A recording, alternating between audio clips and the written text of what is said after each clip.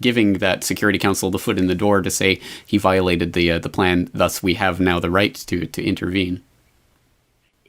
This is exactly how it is. It was built to fail. And even when the government requested that the opposition groups just sign a document that says they will stick to the ceasefire, the US said no way. They're not even agreeing. The opposition is not even agreeing to the ceasefire. And yet, whenever fighting happens, immediately the government of Syria is blamed. It's really arrogant and just unfair. And the fact is that they don't want there to be peace in Syria. I mean, let's admit it right out. The US, NATO, they don't want to see a ceasefire. They don't want to see peace in Syria. They want to continuously destabilize the country because it suits their agenda, in spite of what they say. And they have said time and time again that they want to see the government of Syria fall. So why would they want peace to happen? They don't. And they were going to do everything in their power to undermine peace. Well, that seems to be the point. Well, let's talk about the underlying hypocrisy of the very precept here that there needs to be some sort of coordinated international community involvement in what, as you say, is the internal matters of Syrian politics. And let's contrast that, for example, to the American electorate, where the U.S. Congress, once again reaching all-time lows this year with approval ratings now in the single digits. So less than 1 out of every 10 Americans actually approves of what their Congress is doing, yet we don't see UN Security Council resolutions. We don't see outside Friends of America coming together to arm opposition groups in America or to further divide the American public. That would be seen as just ridiculous. However, when it comes to the interior politics of Syria, for example, or Libya last year, this is an acceptable situation. Perhaps you can speak to the underlying hypocrisy of this. I think the underlying hypocrisy, it has to do with racism and the idea that the US is the police of the world and that it has a responsibility over everyone and is allowed to interfere in everybody else's life. And the self-righteous arrogance of people that they think that they know what is best for others. I see that a lot in these so-called activist groups that are, supporting interventions into countries to save people when those interventions lead to more and more death. And it's not anything new.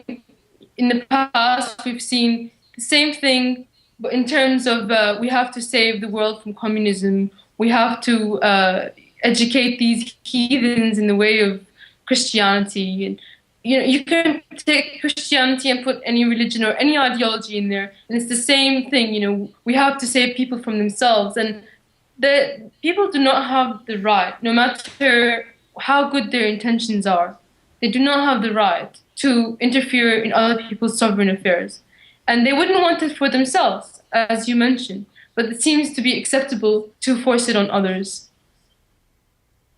Well, obviously there's more going on beneath the surface here than is just what's being presented to the public. I mean, there is this glaring hypocrisy about the need to intervene in Syria, for example, or in Libya or in other states like that, but not, for example, in Zimbabwe, which is equally a ridiculous political situation, or Uganda, which has its own problems with Museveni, etc.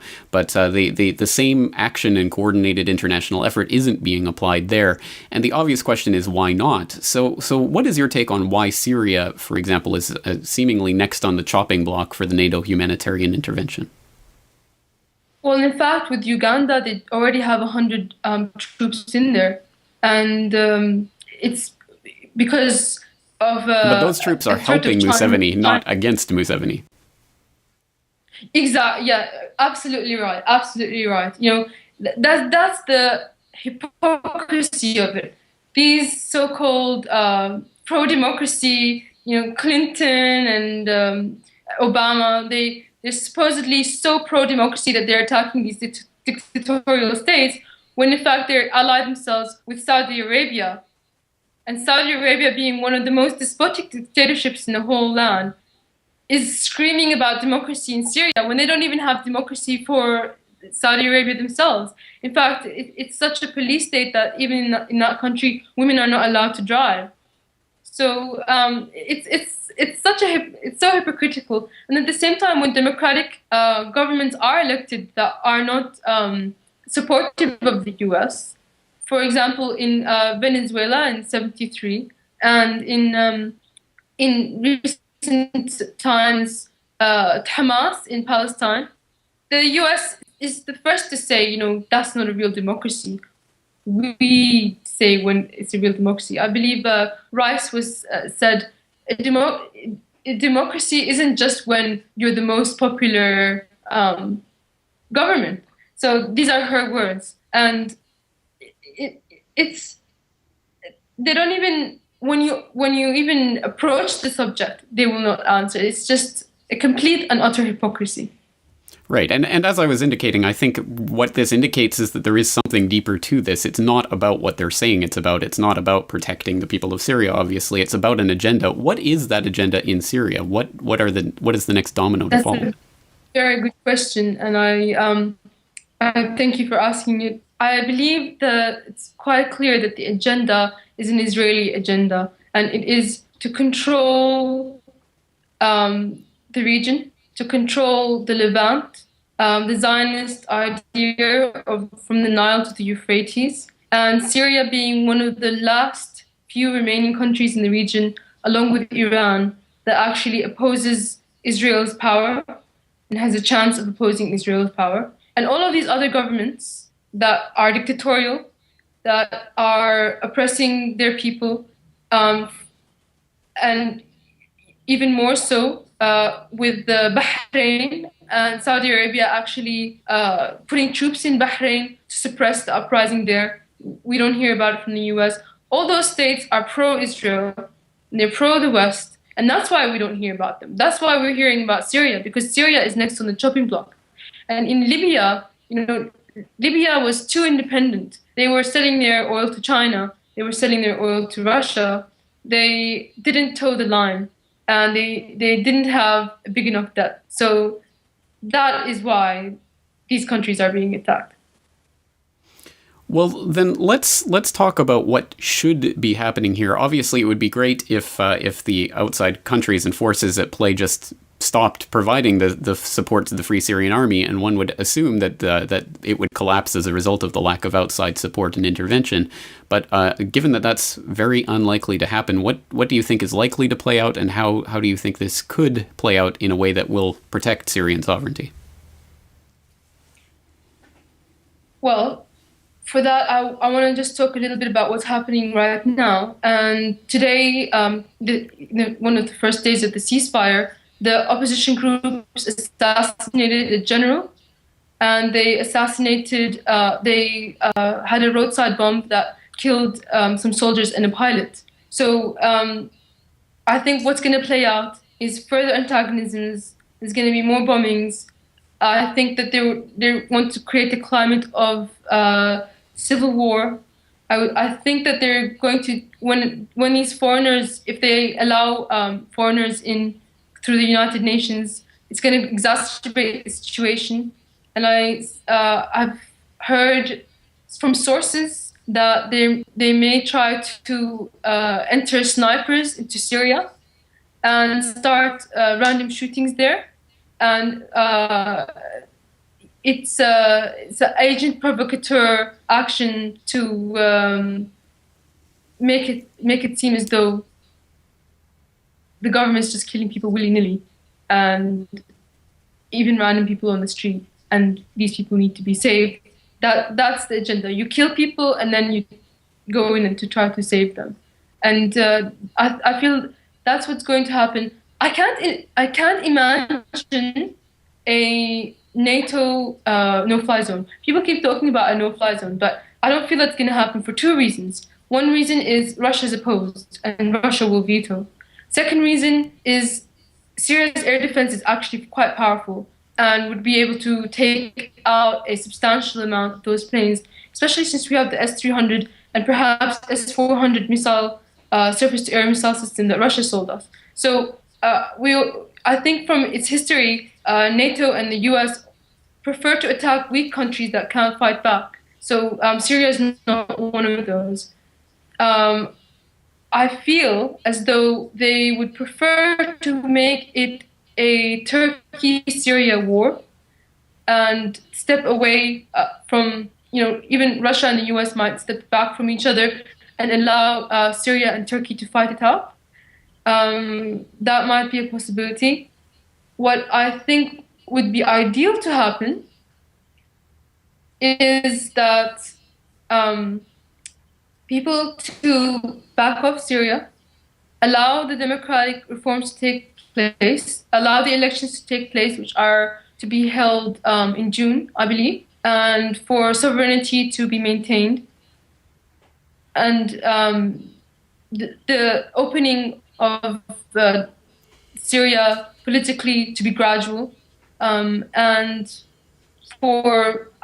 this is my idealistic hope, which probably won't happen, but I would like to see these opposition groups realize that the US do not have their best intentions at heart. At least they do not have Syria's best intention at heart. They've done it to Iraq. They've done the same thing to Libya. I hope they learn from history that there's no such thing as a liberator. And if they want to take power, that they're going to have to sell their soul for that. They're going to have to sell their country for that. And I hope they realize that that's something they should not do. And for them to lay down their arms and pursue peaceful means of, or at least even if they choose to fight for democracy, not to do so with the help of the enemy states whose only agenda is to make Syria into a slave country. Well, then finally, let's talk a little bit to the people out there in the Western countries who themselves are not really supporters of the imperial agenda, but believe themselves to be supporters of freedom in Syria, or believe the rhetoric that's being applied here with the responsibility to protect and everything. What message do you have for the people who are trapped in that paradigm, who believe that what's going on here is for the best interests of the Syrian people?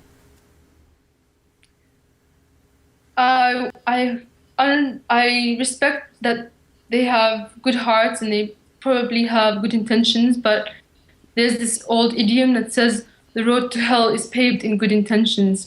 And I think people who don't really understand the situation inside Syria, haven't really lived there and seen the delicate balance that keeps the fabric of Syrian society together, that they should not interfere inside our internal affairs, because it will only lead to more destruction. And surely they don't want that. And I'd like for them to just respect the Syrians' right to decide their own future, and to just realize that external intervention is never the answer, no matter how dire the situation is. Because external intervention will always make a dire situation worse. I just wanted to say that. Thank you. All right, excellent. Well, a lot of information to go through, lots of issues to cover, so I certainly hope we can have you on again in the future to continue going through some of these issues. But just finally today, are there any websites or sources of information that you could direct people to who are looking for more reliable information about Syria and about some of the other crises going on in the region that are free from the same types of problems that the mainstream media has? There is several websites. There's Syrian News CC. There is Syrian Youth English. That's a blog. And there's some YouTube channels, Syrians Worldwide. And they basically show you, they expose media lies. There's so much disinformation out there. And they just break down how blatantly obvious some of these lies are shown on Al Jazeera and CNN are, as well as showing up-to-date information of what's happening inside Syria. And maybe I'll post them to you. All right, excellent. And I will post them in the notes for this interview. So Syrian Girl, thank you so much for your time today. Thank you, James.